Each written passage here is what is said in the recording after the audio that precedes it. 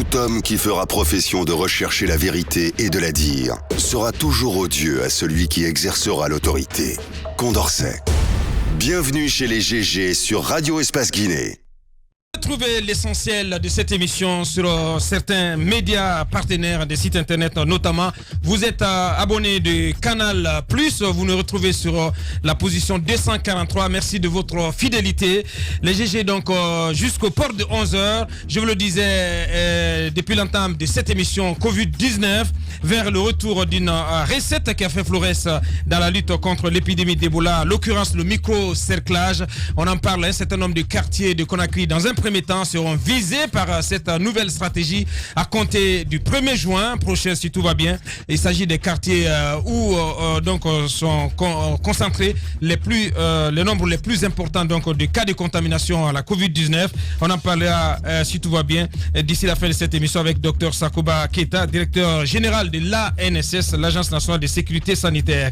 On s'intéresse également aux cas de contamination à la Covid-19 dans les prisons guinéennes, notamment à la prison centrale de Coronti. Plus d'une soixantaine de cas, dont certains dans un état préoccupant, détectés à ce jour dans les centres de détention de la Guinée. Une situation qui inquiète des organismes locaux et internationaux de défense des droits de l'homme à un moment où les Nations Unies, à travers l'OMS et le Haut Commissariat aux droits de l'homme, appellent à décongestionner les prisons du monde pour éviter des ravages. Quand la matérialisation de cet appel de l'ONU en Guinée, M. Sékou Keita, responsable de communication du ministère de la Justice, vous l'entendrez également d'ici la fin de cette émission. Avant de continuer vos réactions sur nos différentes thématiques déjà abordées, on y va avec ces réactions avant d'attaquer les réactions sur Twitter. Bonjour Alpha Condé, après 10 ans de gouvernance, c'est poulet pourri que tes citoyens ramassent pour se nourrir, c'est ce qui prouve que le bien-être du Guinéen n'est pas une priorité pour vous. Choqué, c'est Boulombo Diakareo, donc toujours choqué depuis hier, Boulombo Diakareo de l'UFDG qui nous envoie ce message. Du côté du PADES à présent, bonjour, c'est Aboubakar Bigop Kaba. La vente des produits prohibés et impropres à la consommation est un business bien organisé par certains cadres en complicité bien sûr avec d'autres commerçants pour s'enrichir illégalement, même au détriment de la santé publique. Enfin, il faut rappeler aux fidèles musulmans que le respect des mesures sanitaires en cette période de fête est une importance impérieuse. Bonne fête de Ramadan à toutes et à tous. C'est Aboubakar Bigop Kaba qui nous envoie ce message. Salenko du parti NVG, nos valeurs communes, ça sera vraiment la totale avec ce cerclage à la Covid-19, dû à la Covid-19. Renforçons nos points de sortie pour un contrôle sérieux. Pas de prière collective cette année, c'est Salenko qui nous envoie ce message. On y va avec Youssef du côté du PEDN. Les nombreux checkpoints installés entre Conakry et l'intérieur du pays servent malheureusement de moyens d'extorsion aux agents qui les tiennent, car en réalité ça circule très bien. À Conakry, les bouchons sont créés et entretenus par la police qui arrête les véhicules sans aucun motif. Youssef Kaba du PEDN qui nous envoie ce message. Cette réaction aussi de Idrissa, qui est responsable de Antoine Kouma qui est à l'écoute, qui va nous rejoindre très certainement la semaine prochaine, qui est responsable de l'incinération. Cette question n'a pas été répondue, donc insiste Antoine, on va la reposer tout à l'heure à notre intervenant, monsieur le ministre du Commerce. Il dit rien de bon, pourquoi ça n'a pas été incinéré. C'est Guiba Minimono aussi qui insiste et à écouter le ministre Bigop. C'est le ministère de l'élevage qui est responsable, et ça c'est de notre confrère Idrissa Diallo. Dites-le lui que ça se vend même maintenant au marché BCA. C'est Mariam Apoudi Camara. Bien, ça c'est des interpellations donc venant de la rédaction et de nos confrères d'Espace. Bonjour les GG, ça c'est Moria Kaba. Plus de 300 femmes guinéennes sont bloquées à Dakar, empêchées de rentrer au pays.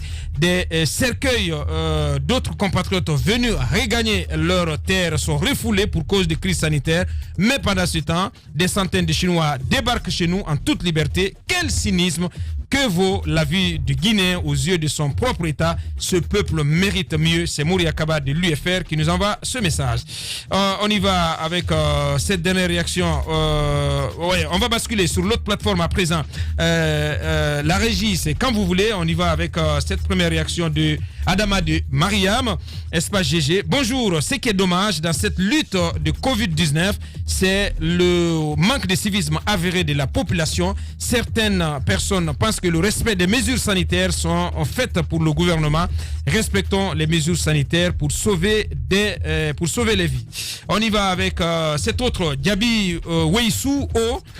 Ici, pour prévenir tout regroupement, l'État turc a imposé 4 jours de confinement. Ce n'est pas une question de religion. Tout le monde doit faire un sacrifice pour faire passer ce moment difficile.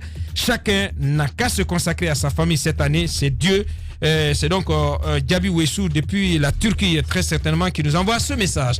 Diallo Lama Bank qui réagit également. Bonjour les GG, ces agents ne luttent pas contre la Covid. Au contraire, ils arnaquent les pauvres citoyens. Ce qui est énervant, c'est quand tu le vois sans masque, avec ses dents, et il te demande ton masque, ou bien un agent ne peut pas apporter le virus. Il pose la question. C'est donc Lama Bank qui nous envoie ce message. Cette autre réaction de Ednok Assoum.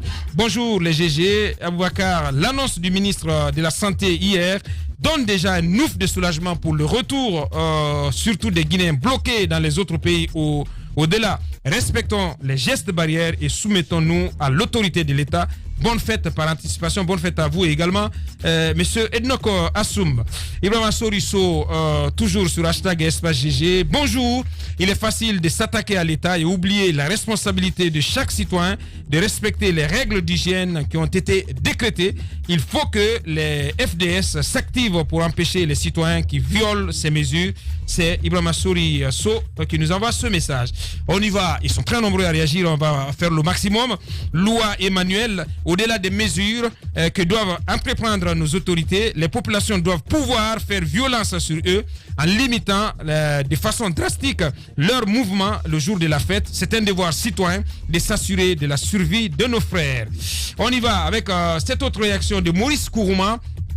La Covid-19 continue à faire beaucoup de victimes et la propagation s'étend sur le territoire national.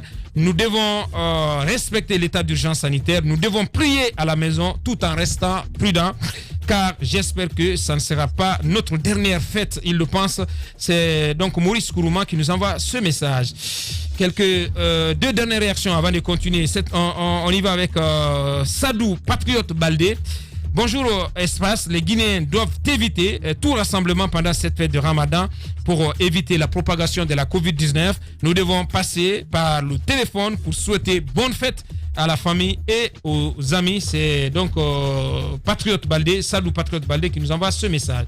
Un dernier avec Tidiane Guinée qui nous dit ceci. Bonjour les GG, j'ai pris tous les Guinéens donc de vouloir éviter les regroupements pendant cette fête.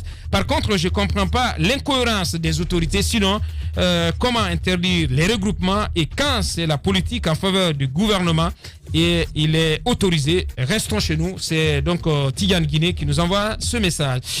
On revient, Jacques Lewa, on revient avec notre invité, le ministre du Commerce qui revient à l'antenne. Jacques. Alors, monsieur le ministre, merci d'être revenu. Il est important qu'on revienne sur cette question, la toute première que nous avions posée. C'est par rapport donc à ces poulets pourris. Qui devrait les incinérer? Puisque les gens y insistent, ils ont envie de savoir. Allô? Je vous ai dit tout à l'heure, c'est le service qui est chargé du contrôle spécifique du produit en relation avec les structures déconcentrées de l'administration, à savoir les mairies si c'est dans une commune spécifique où ça a été saisi, et le service de sécurité, la gendarmerie. Il y a une commission... Quand vous dites le service spécifique, vous parlez de quel doit service? Entendre par là le service de contrôle de qualité, c'est bien ça là? Le service du contrôle de qualité du ministère concerné. Vous avez aujourd'hui 3 structures qui contrôlent, s'il vous plaît.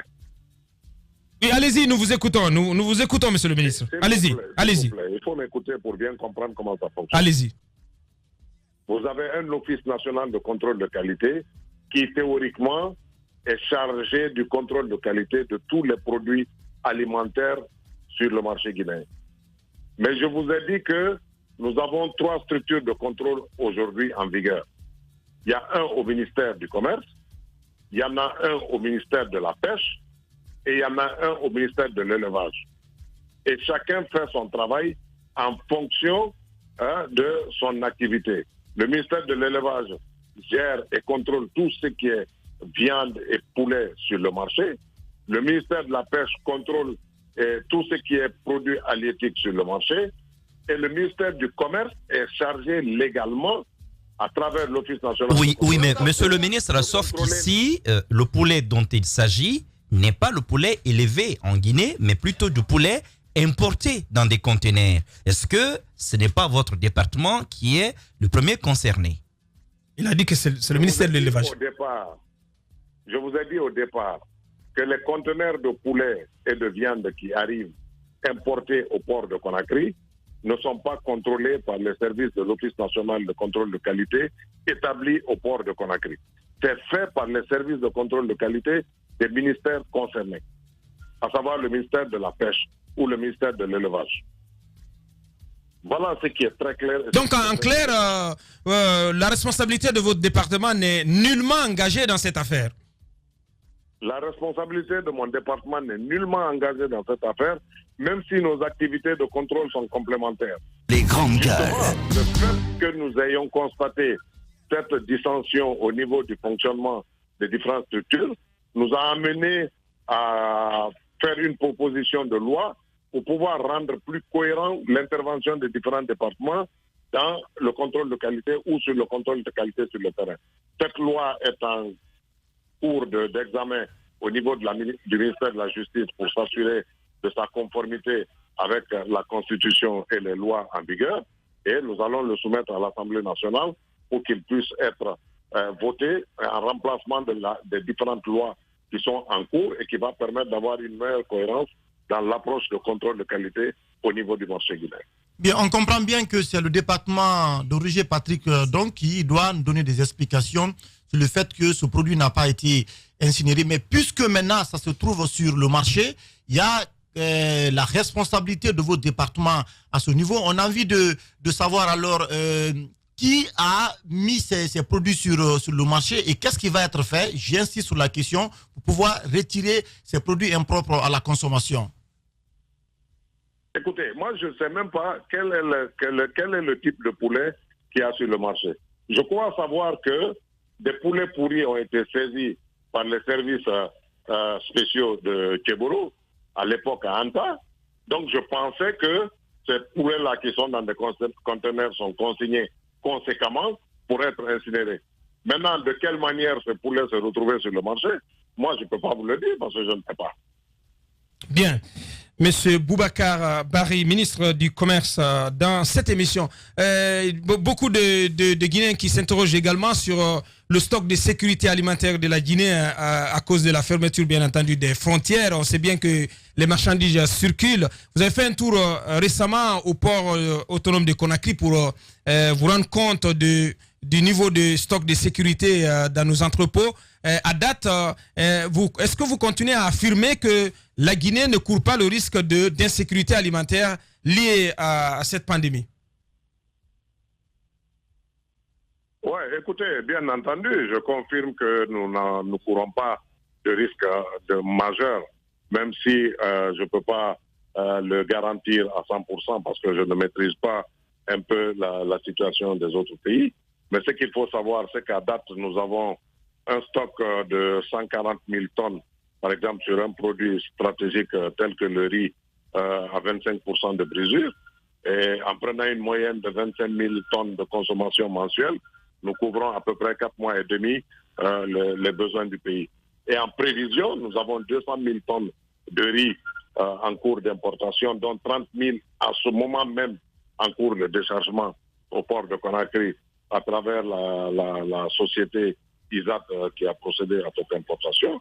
Au niveau de l'huile, nous avons près de 500 000 tonnes de disponibles qui couvrent les besoins du pays pour 9 mois.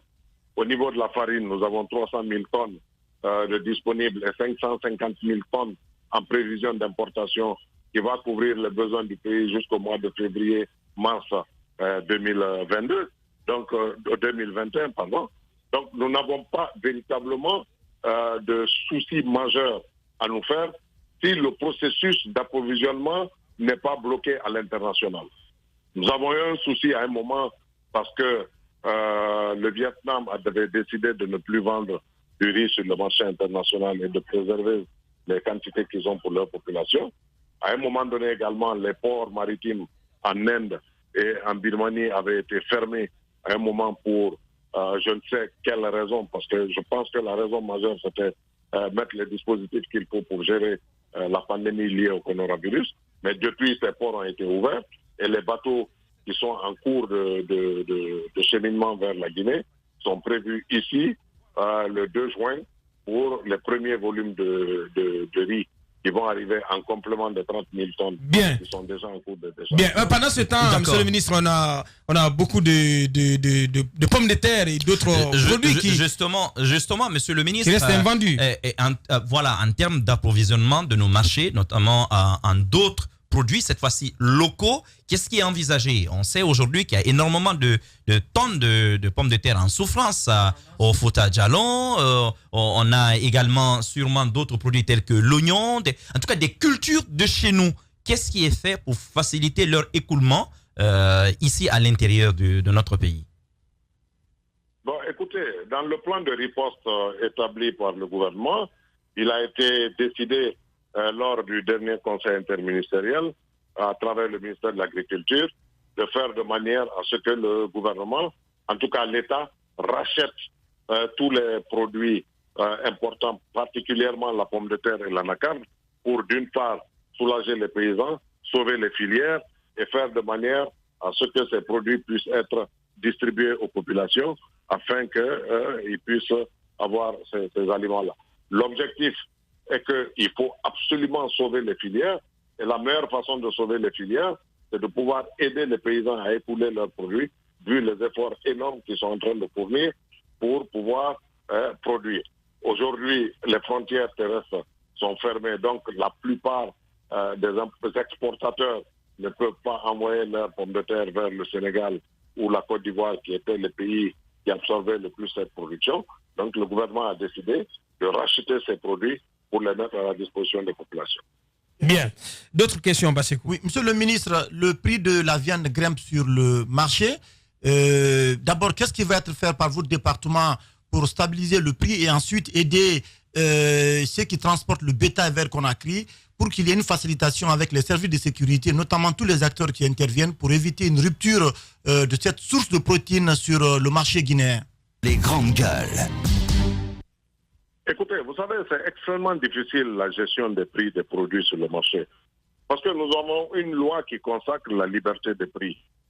L'État arrive à stabiliser le prix du riz à 25% de mesure parce que l'État accorde des allègements fiscaux importants aux importateurs et par conséquent demande aux importateurs de maintenir un certain seuil du prix pour que les populations puissent avoir accès. Pour tous les autres produits, les prix sont libres. Les prix sont libres et c'est la loi qui le consacre. Et c'est bien dommage. À partir du moment où la loi le consacre, nous sommes obligés d'appliquer la loi telle qu'elle est. Je vous ai dit tout à l'heure que nous avons introduit une nouvelle loi rectificative qui va apporter des innovations par rapport à cette loi qui est d'abord ancienne, qui date de 1994 et qui va nous permettre pour les denrées de première nécessité de fixer les prix bien entendu l'appui des opérateurs et afin que ces prix soient homologués et publiés par arrêté du ministre du Commerce chaque fois que besoin fera. Bien. Mais l'autre handicap que nous avons, c'est que la Chambre de commerce n'est pas fonctionnelle. Justement, on en venait sur cette question de chambre de commerce, d'industrie et d'artisanat, puisque vous-même, vous nous tendez la perche. Pourquoi le processus de mise en place d'élection du Bureau national n'est toujours pas achevé? Quand même, cela fait plusieurs années. Avant vous, il y avait le ministre Marc Yombuno qui s'y était essayé et qui n'est pas parvenu à aller au bout de ce processus. À quel moment, à quel niveau plutôt, cela coince toujours, monsieur le ministre? Bon, écoutez, on ne peut pas mettre en place le bureau national parce que déjà, la réglementation souhaiterait veut en tout cas que ce soit les représentants des bureaux régionaux qui mettent en place le bureau national. Et à date, les bureaux régionaux ne sont plus valides. Leur mandat est déjà échu. Et nous avons vu que la structure telle qu'elle existe aujourd'hui au niveau organisation ne peut pas être fonctionnelle. Parce que... Pourquoi? Mais vous êtes dans les constatations, monsieur le ministre. Votre responsabilité, c'est d'apporter des réponses. Vous êtes à la tête de ce département depuis maintenant 2 ans, si je m'abuse. Qu'avez-vous fait exactement pour faire en sorte que les mandats des bureaux régionaux soient renouvelés et que, in fine, on puisse passer à l'élection, à la mise en place d'un bureau national, monsieur le ministre? Ben justement, Bouakar, il faut me laisser aller au bout de mon analyse pour que vous me compreniez. Aujourd'hui, nous avons proposé une nouvelle architecture de la Chambre. Vous savez que la Chambre, ce n'est pas simplement la Chambre de commerce. C'est une Chambre de commerce, d'industrie et d'artisanat. Donc, c'est différentes organisations socio-professionnelles qui composent la Chambre de commerce. Nous avons changé, en tout cas proposé une nouvelle structuration de la Chambre de commerce afin que chaque entité telle qu'elle est organisée aujourd'hui puisse se retrouver représentative dans la Chambre de façon tout à fait homogène. Ce qui va nous sortir de cette bagarre individuelle qui veut que chacun se présente pour être président de la Chambre, parce que c'est ça l'enjeu, et ça nous permettra de mettre en place des critères d'éligibilité pour être à la tête de la Chambre. Et chacune des entités qui sera représentée dans la Chambre sera représentée par son représentant légal qui aura été choisi par l'organisation socio-professionnelle. Aujourd'hui, par exemple, vous avez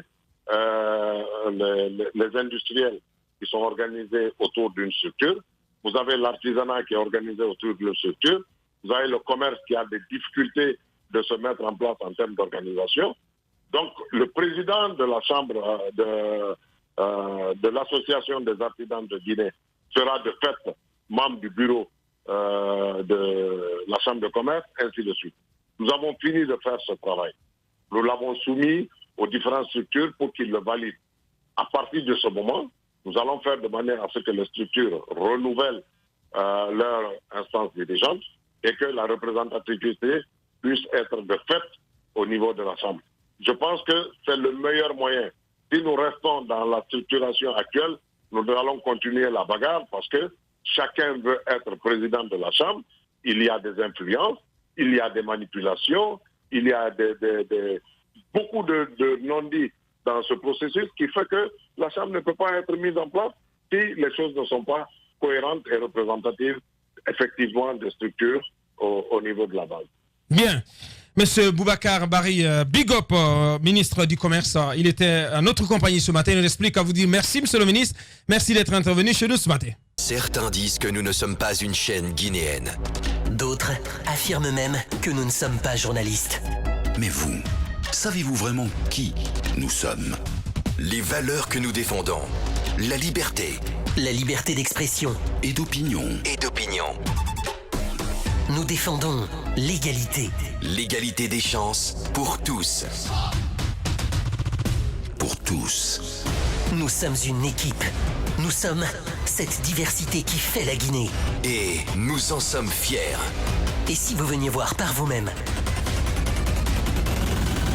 Nous sommes la Guinée.